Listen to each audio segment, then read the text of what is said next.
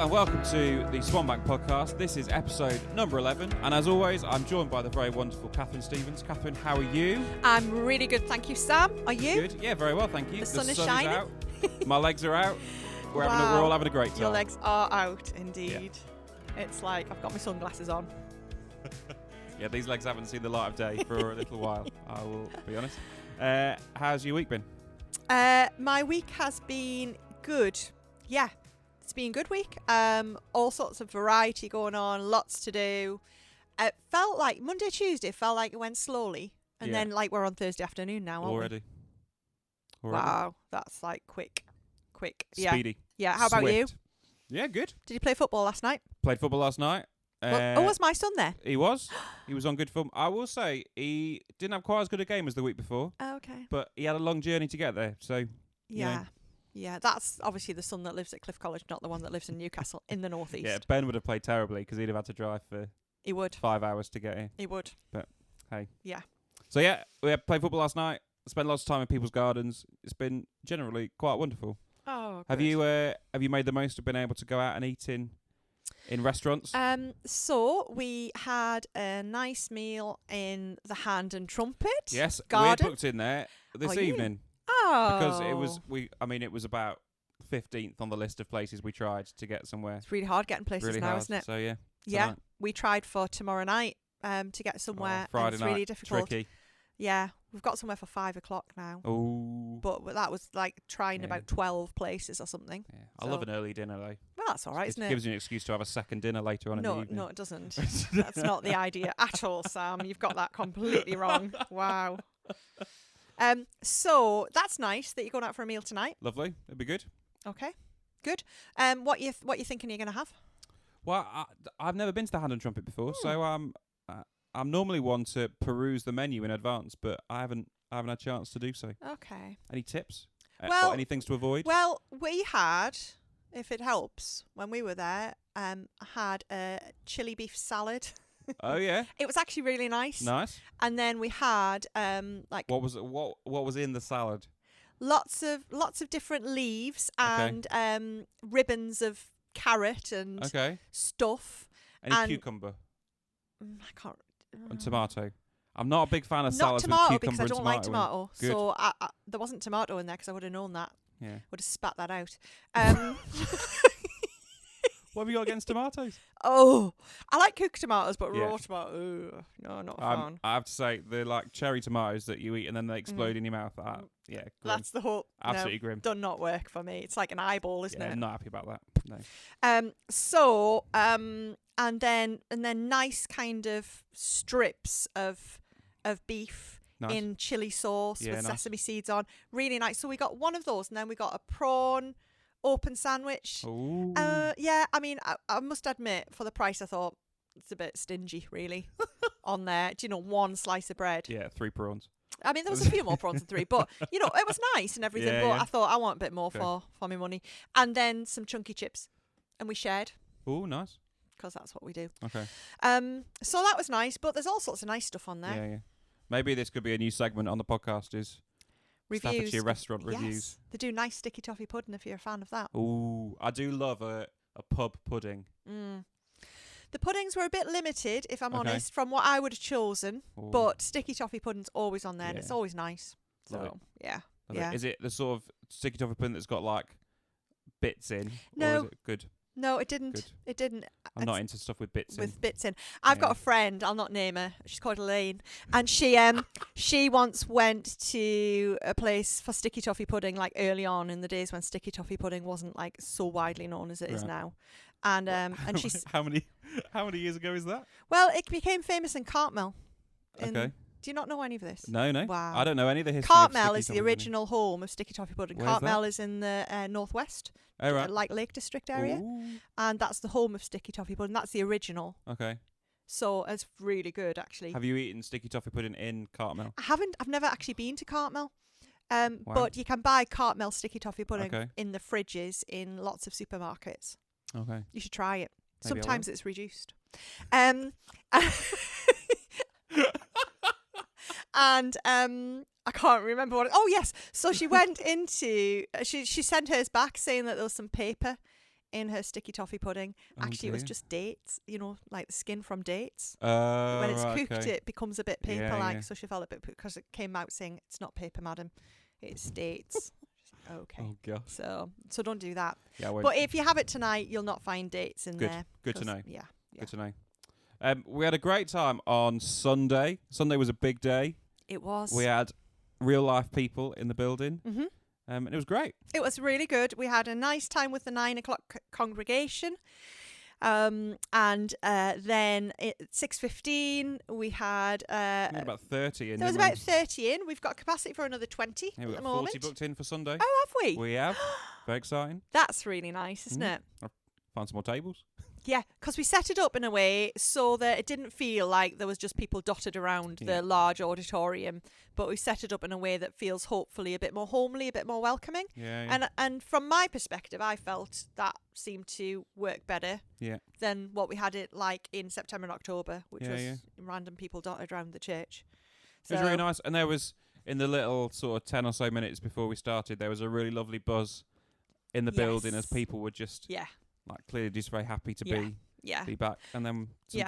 great time of worship. It was, but people were really sensible about it. So Yeah, I felt really confident that we were COVID compliant, Yeah. and that's great. So I Yeah. feel because last week I think we talked about just feeling a bit Yeah, nervous yeah, about yeah. it, really.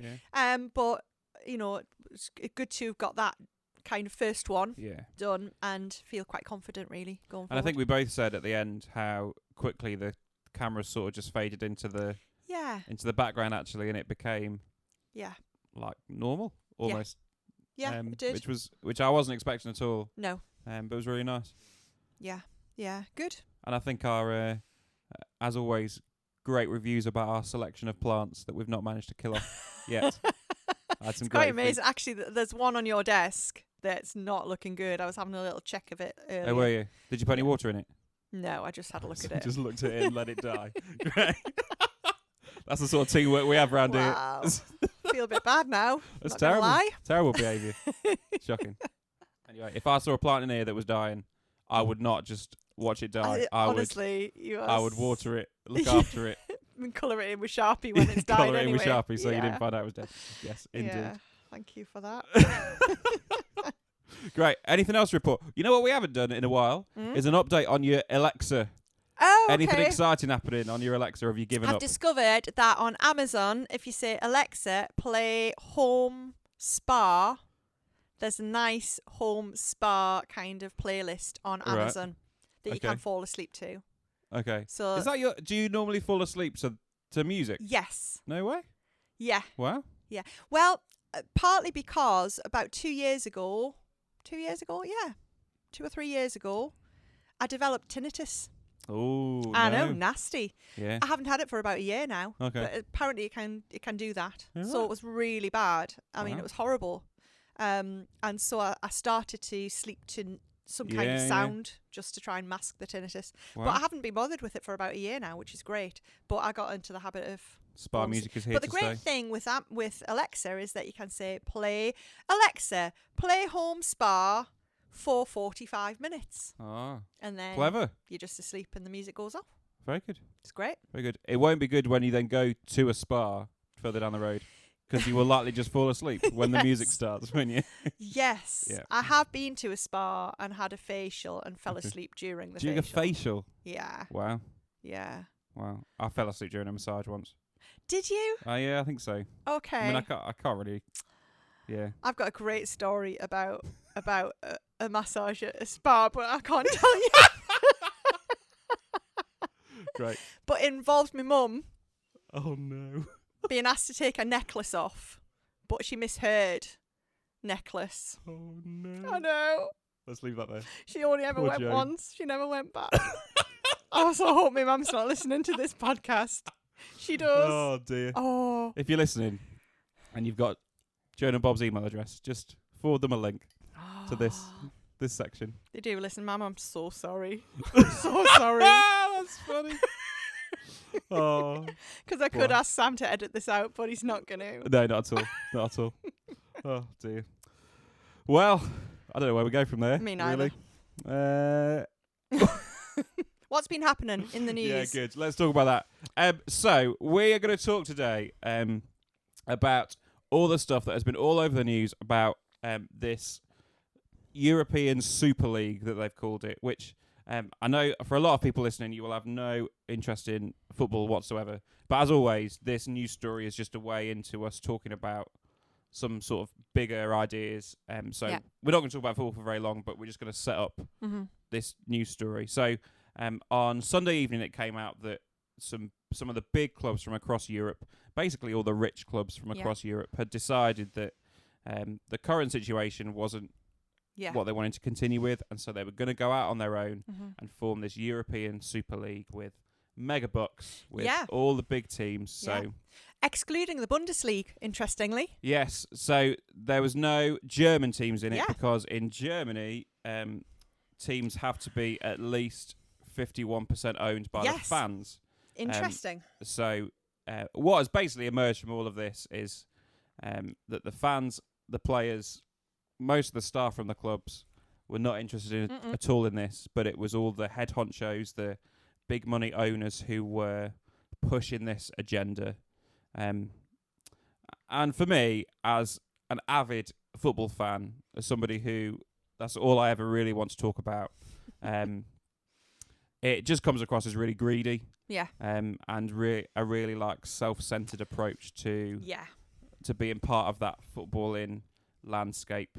And the big teams from this country that we're talking about, so your Tottenham's, Arsenal's, Manchester Chelsea's. clubs, Liverpool. What's been really interesting is that none of those are clubs that were part of the Football League right at the beginning, which actually is like loads of the Midlands clubs. I didn't realise that. Stoke, back in the sort of late 1800s. And actually, for a lot of them, their success has been sort of 20 years ago rather than just recently. And so there's been so much uproar. You were talking about watching Gary Neville. I was on the watching telly. Gary Neville on. When did this come out? It was Sunday, but then there was loads Sunday of. It night? would have been Monday. I think. Monday. We're watching. There was some football on. Can't remember. Monday Night Football. Okay, and Gary Neville. I've never seen it. He almost had tears in his eyes. He was so irate about it, and so angry about the greed. In that, and it was like, wow, gosh, he really feels strongly about this. And then we've seen others come out. We've seen managers come out and say stuff, haven't we, about it? And it was going to be forcing fans, players, managers, staff down a route that none of them were happy about. It's just really interesting to see who holds power as well. What that looks like. For sure. Boris obviously got his foot in the door as well, didn't he? And had to have something to say about it, which is fair enough. And I think that's probably something that these bigwig owners had really underestimated was the power that the fans have in this. I love it. It's like up the revolution, isn't it? Yeah, for sure. Great. And especially in an industry that seems to be so dominated by money and power and wealth. Yeah. For that to be usurped by just a load of fans and the players themselves who were in it for the love of football. Absolutely.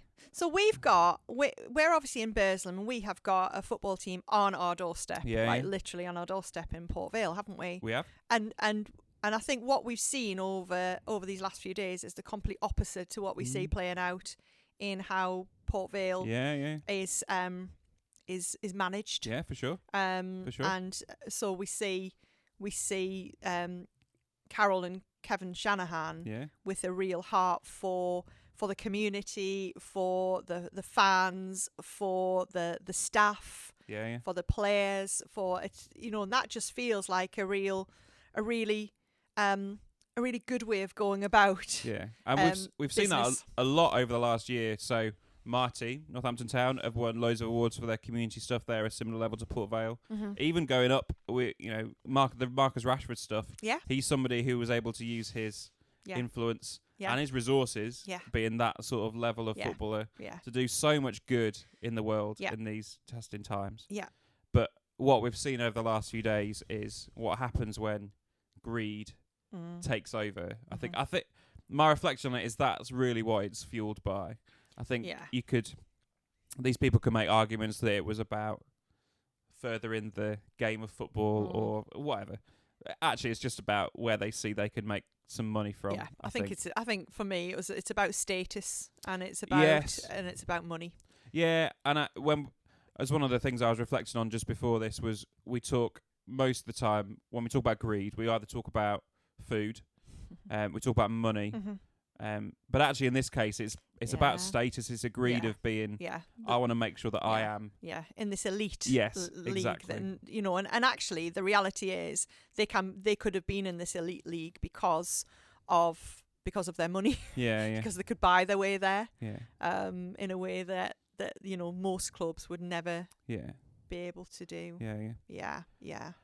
And I think that's just a really interesting thing to reflect on personally is I can make arguments that I'm not the most greedy when it comes to food. Some might disagree.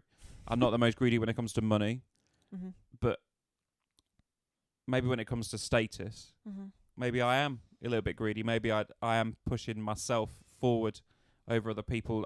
It's an interesting thing to challenge yourself with, and I don't think it's a conversation we ever really have because I think we leave that out of the greed conversation a lot of the time. Yeah, we all have our stumbling blocks, don't we? Yeah. I mean, they're different for each one of us, but we all have our areas of weakness. Yeah. And it's particularly those areas where we need to be really mindful. Yeah, definitely. And some, let's call it sin. Some sin is more obvious than others. Yeah. And we grade sin, don't we? In a way that, I mean, if we see sin as being something that would separate us from God, from the ways of God, from the will of God, then sin comes in lots of different ways, doesn't it? Lots of different guises. But some are very obvious and others are much more subtle. But I don't think God grades sin. No. It's interesting coming off the Bible study that I've just had a sneak peek of. Yeah. As we've recorded. That's what you were talking about, really, wasn't it? Was God asking us to live 3. lives free of sin. Yeah. But that being incredibly challenging. Yeah, it is. And it's like, I mean, it's, you don't get there overnight, do you? And I don't think you get there this side of heaven, actually. No, but it's very much often about intention. And a passage that I'm working through, that passage where your treasure is, there your heart will be also, because I'm going to be preaching that a week on Sunday night. And I'm just thinking through what that means. Great. And I think that really picks up this conversation as well.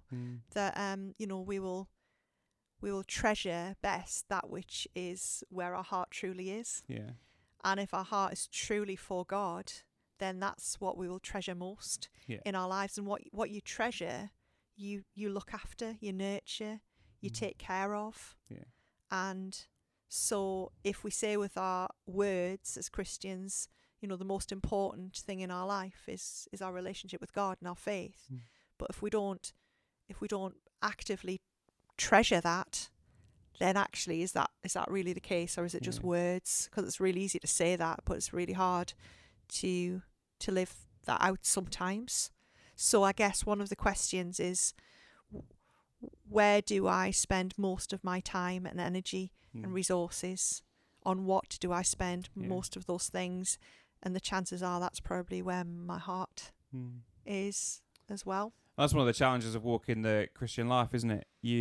The world teaches us that where we should put our energy, what we should treasure is our own self-interest. Yeah. It's making sure that we have,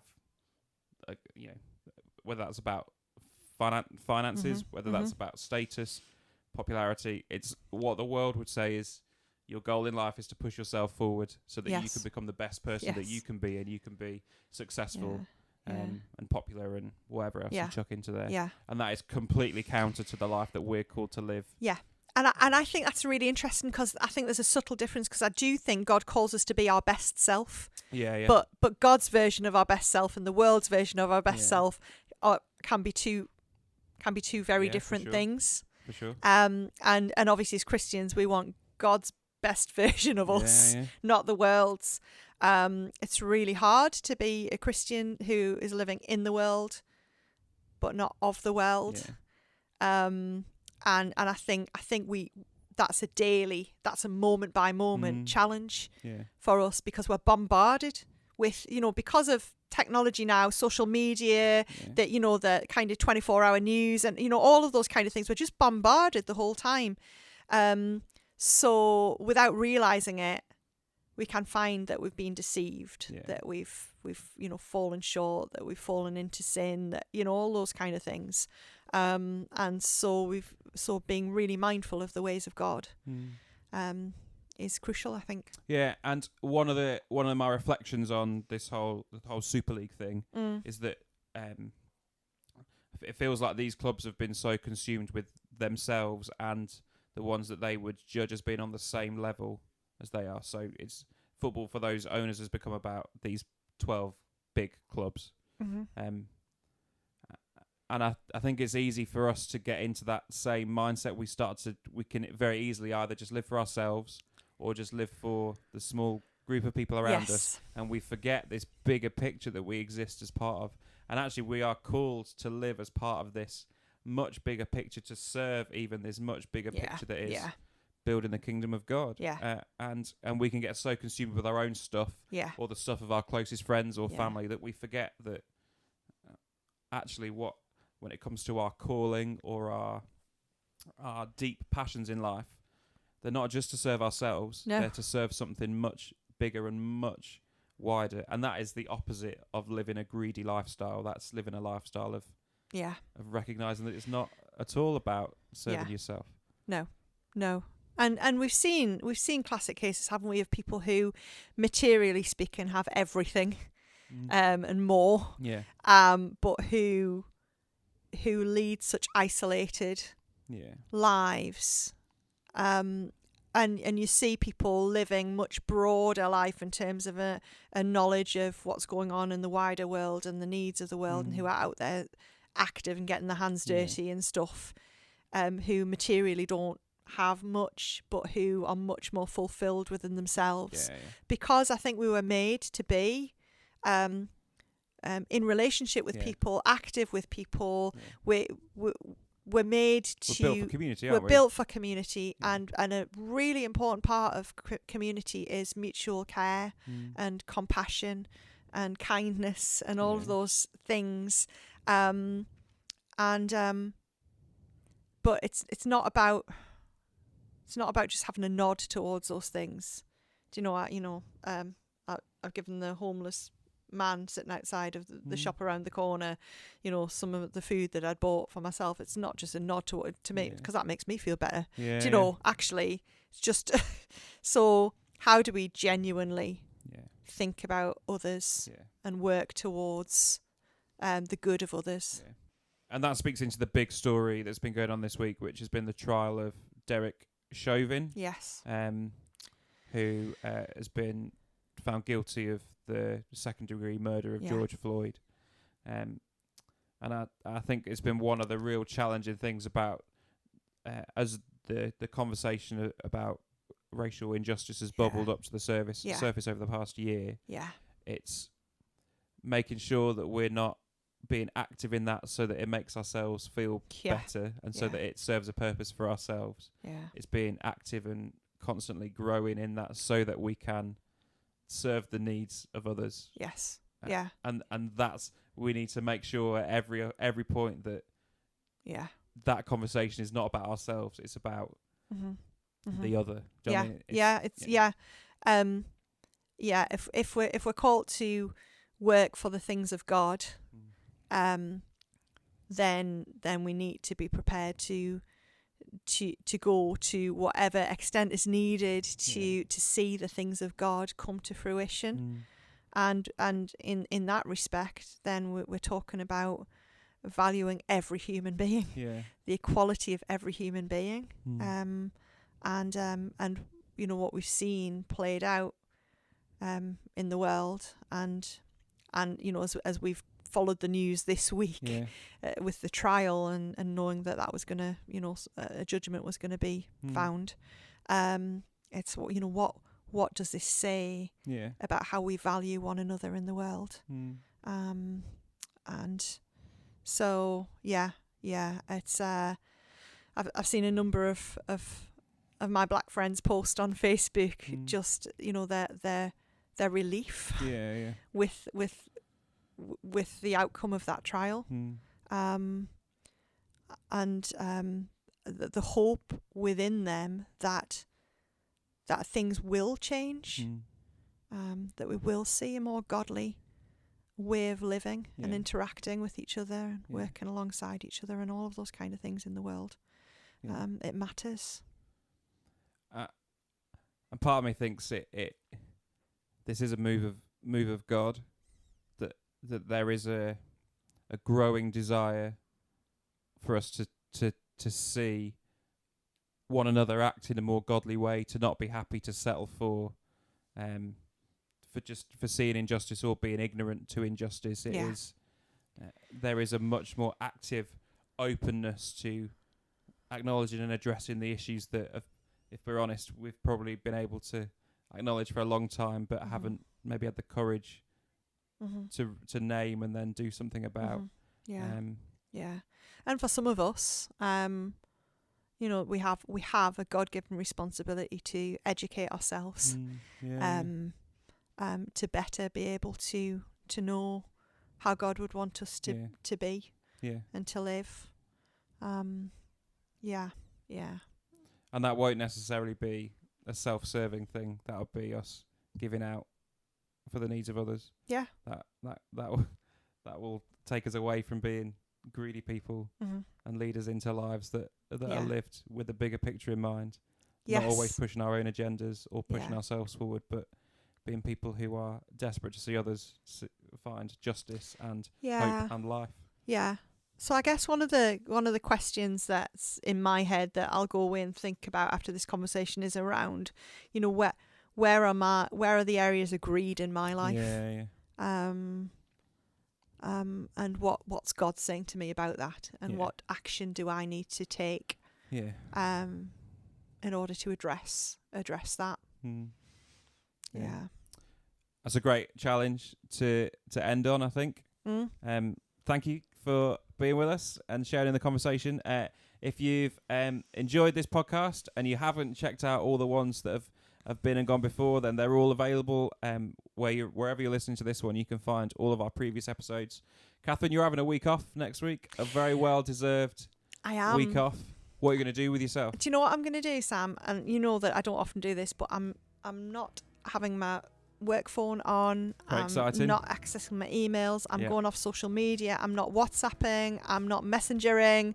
I just need to clear my head for a bit. So if Kathryn doesn't reply to you, please don't take don't be personal offended, offense. guys. I just haven't read it yet or got it yet. So, yeah. So we will have a special guest next week.